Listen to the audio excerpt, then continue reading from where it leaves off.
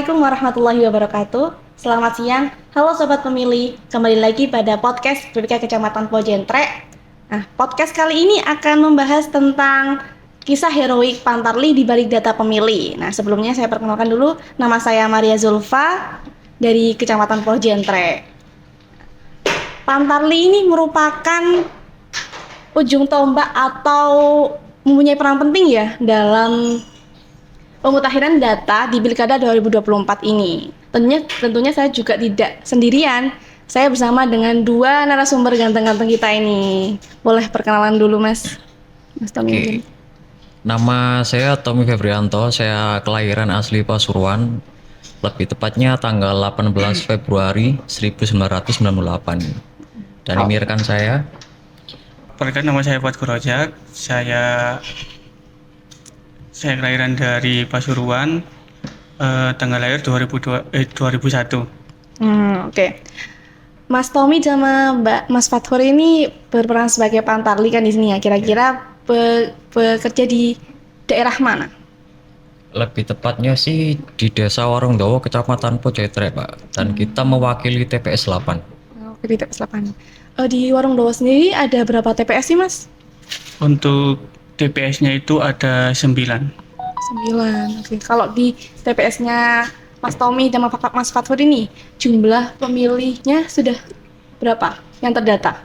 Total keseluruhannya itu 537. Itu sudah termasuk sama potensial barunya juga sih, Mbak. Oke. Untuk kuota per TPS-nya kira-kira berapa, Mas? Untuk kuotanya per TPS kemarin kita BIMTEK-nya itu sih kira-kira 600. 600. Iya. Mas Tommy sama Mas Fathur sendiri ini pengalamannya di Pantarlih ini gimana pengalamannya? Apa baru pertama kali? Apa sudah pemilu kemarin udah pernah ikut? Itu Kebetulan gimana? baru pertama kali ini sih, Mbak. Baru pertama kali. Untuk Mas Fathur sendiri? Ya, sama pertama kali. Pertama. Gimana sih Mas perasaannya jadi pertama kali jadi Pantarlih ini? Kalau saya pribadi sih cukup seru sih, Mbak, karena bisa menambah wawasan juga. Yang saya pertamanya itu takut ketemu warga, mental saya ketemu warga itu jiwa. Nah, sekarang saya lebih berani mengedukasi warga gitu aja. Kalau Mas Fathur? Kalau dari saya sendiri sih emang keinginan saya sendiri sih mulai dari awal pengen ikut berpartisipasi dalam pemilihan pilkada ini. Jadi sangat seru sekali ya Iya. pengalamannya. Nah, ketika bekerja di lapangan, ada nggak sih Mas kendala-kendala yang didapatkan waktu pencoplitan? Mungkin dari Mas Fathur dulu. Untuk kendalanya sih beragam sih Mbak ya. Yang pertama itu sempat kita berkunjung ke rumahnya sampai dikira bansos. Iya, itu sering sekali sih nggak hanya ada di Pantarlih mungkin ya, di sensus-sensus lainnya pun juga orang ngiranya mesti Iya. pendataan bansos juga Iya. gitu ya. Mungkin ada lagi Mas Fathur? Untuk yang kedua itu biasanya stiker, masalah stiker. Nah, kadang kita itu pas penempelan itu nggak dibolehin sama pihak rumah karena bisa mengotori kaca dan juga kadang rumahnya masih kontrak gitu. Dan juga yang ketiga itu biasanya orangnya itu sulit ditemui ketika berkunjung ke rumahnya. Bisa sampai 1, 2, 3 kita itu ketemu ke rumahnya, kadang nggak ada orangnya.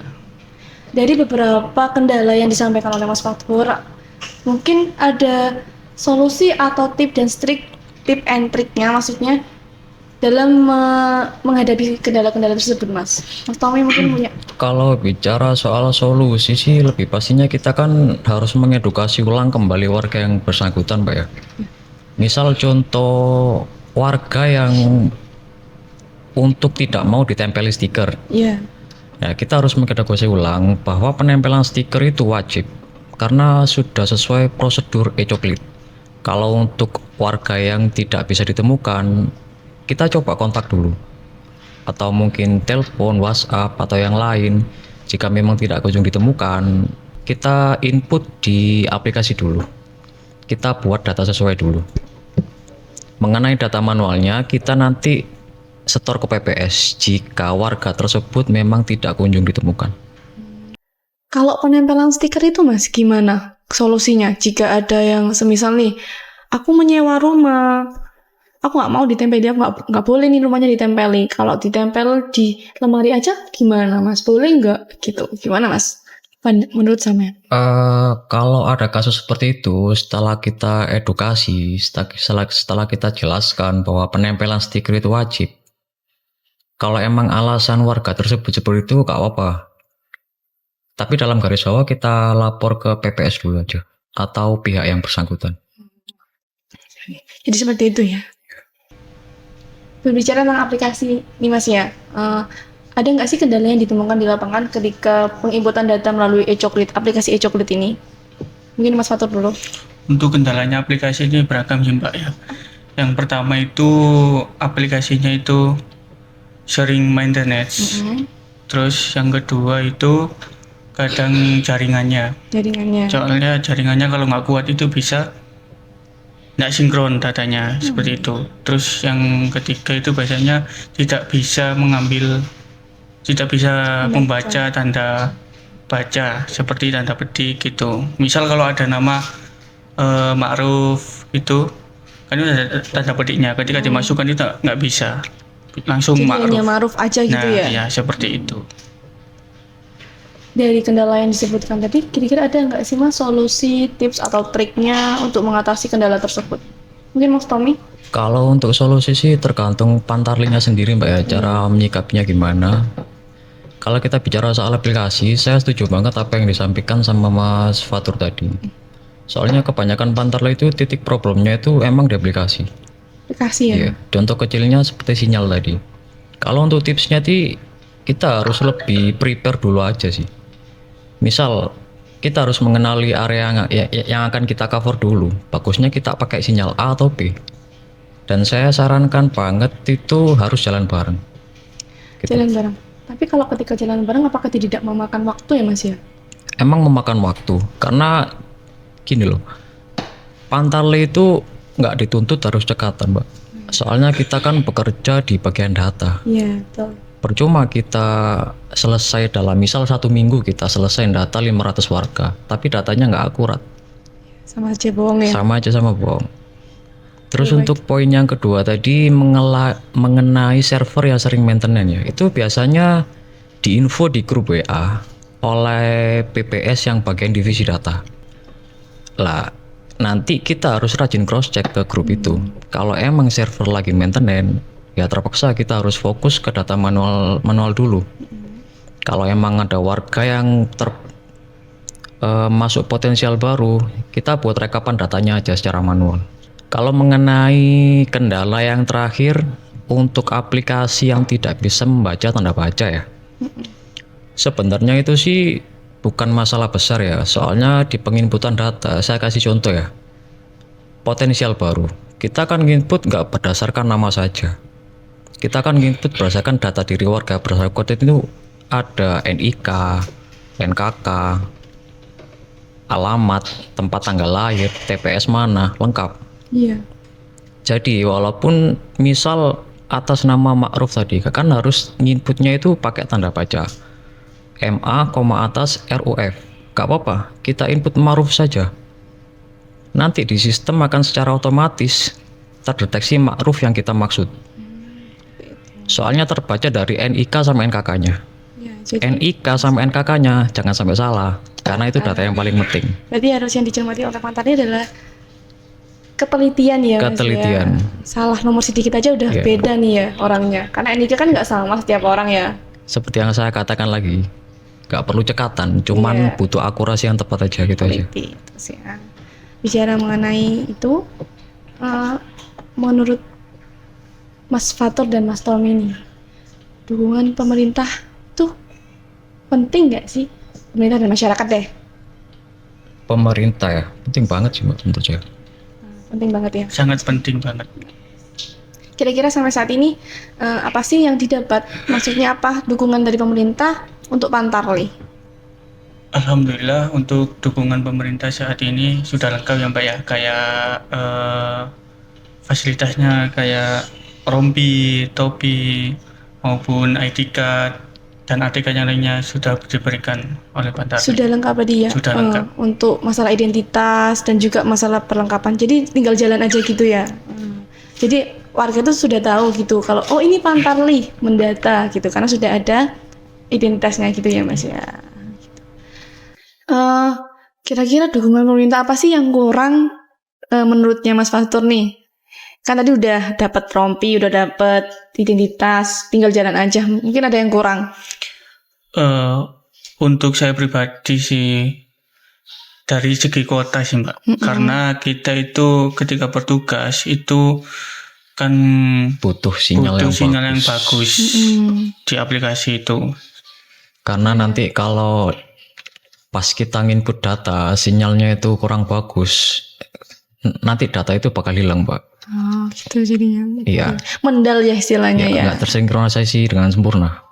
Oke. Pernah menemukan seperti ini nggak? Misal baru datang tuh disambut terus dikasih hidangan malah dikasih makan gitu. Pernah nggak sama masyarakat maksudnya? Bukan pernah sih, rata-rata semuanya emang. Rata-rata seperti itu ya? Ramah-ramah semua. Ya rata-rata emang seperti itu, disambut. Disambut dengan baik ya. Pernah nggak ada yang gak aku nggak mau didata.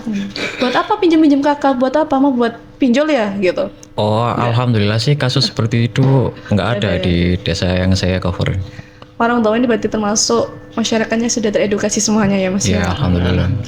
Nah sekarang nih peran pemerintah dan juga masyarakat di Pilkada 2024 ini apa sih Mas?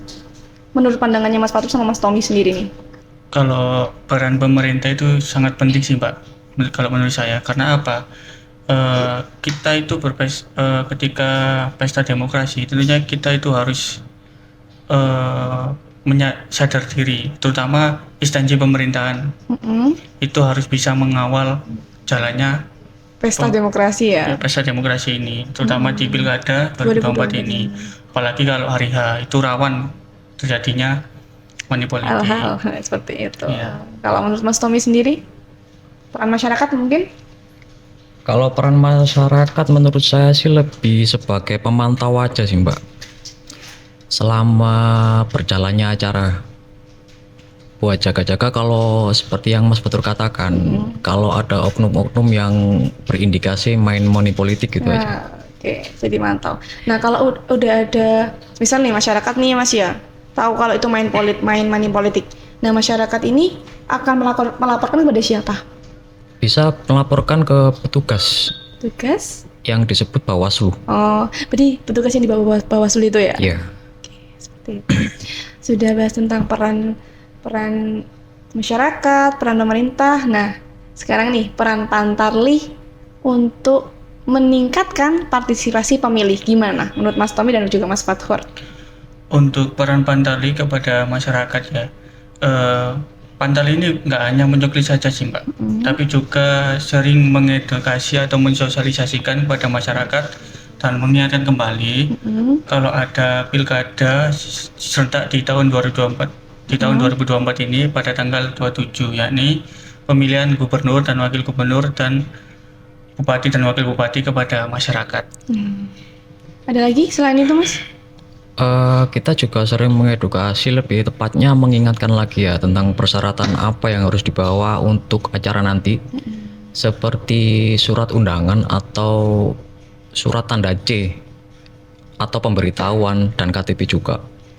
Sama untuk waktu pelaksanaannya itu insya Allah nanti jam 7 pagi sampai jam 1 siang. Sudah diingatkan kembali nih sama kedua Pantarli kita bahwa pelaksanaannya adalah tanggal 27 November 2024 di jam 7 sampai jam 1 siang. Dan juga jangan lupa membawa apa Mas? C6 atau pemberitahuan yang biasa kita sebut dengan undangan dan juga KTP sebagai identitas gitu. Nah selanjutnya nih pesan dan kesannya sampean sebagai Pantarli kepada masyarakat nih ya, terutama di pemilih pemula. Yang pasti pemilih pemula ini kan pasti apa sih nggak ada kontribusi buat aku nggak usah milih wes gitu. Banyak yang berpikir seperti itu mungkin anak-anak muda yang sekarang gitu. Gimana menurut pandangannya sampean berdua? Untuk pesan saya sih pribadi ya, untuk para pemula, lebih khususnya para pemuda, agar bisa melek terutama di politik ini, di pesta demokrasi ini. Karena apa? Impact-nya nanti ketika udah jalan, tentu hasil dari produksi politik ini nanti bisa ke pendidikan maupun di kerja, seperti itu. Oke, kalau Mas Tommy sendiri kesannya atau pesannya mungkin nggak hanya buat masyarakat juga sih. Kalau saya sih lebih mengenai aplikasinya aja sih Mbak ya, ya. agar lebih diupdate lagi aja mengenai tanda baca untuk servernya yang sering maintenance, atau mungkin bisa dibuat offline sih. Ya. Itu aja. Biar lebih memudahkan Pantarlih juga ya Mas ya. Soalnya problem paling besar Pantarlih pas di lapangan itu di aplikasi. Terima kasih untuk Mas Fatur juga Mas Tommy atas kehadirannya di sini. Nah, seperti yang disampaikan oleh narasumber tadi bahwa Pantarlih ini merupakan ujung tombak dari pemutahiran data Pilkada 2024, yang mana pemuda ini juga harus melek politik agar berjalan dengan lancar. Pesta demokrasi ini juga butuh dukungan dari pemerintah, masyarakat, apalagi pemuda ya. Pemuda ini harus melek politik banget, karena akan banyak sekali produk politik yang didapatkan dari pesta demokrasi ini ya Mas ya. Di antaranya pendidikan, pekerjaan, dan juga ekonomi, kesehatan juga seperti itu yang nantinya bakal didapatkan dari kebijakan-kebijakan pemerintah ya Mas ya. Jadi jangan golput. Datang ke TPS pada tanggal 27 November 2024 dengan membawa C6 pemberitahuan atau bisa kita sebut dengan undangan, dan juga membawa KTP. Karena satu suara menentukan masa depan kita semua. Untuk informasi selanjutnya silakan kunjungi media sosial dari PPK Kecamatan Bojentre. Ada Facebook, ada Instagram, dan juga ada channel YouTube-nya juga. Terima kasih untuk Mas Fatur dan juga Mas Tommy. Terima kasih Mas Tommy dan juga Mas Fatur telah meluangkan waktunya hari ini mengobrol santai mengenai Pantarlih. Terima kasih telah menjadi contoh Pantarlih untuk seluruh Pantarlih di Indonesia. Alhamdulillah. Sama-sama. Saya Maria Zulfa, pamit undur diri. Wassalamualaikum warahmatullahi wabarakatuh. Salam KPU melayani.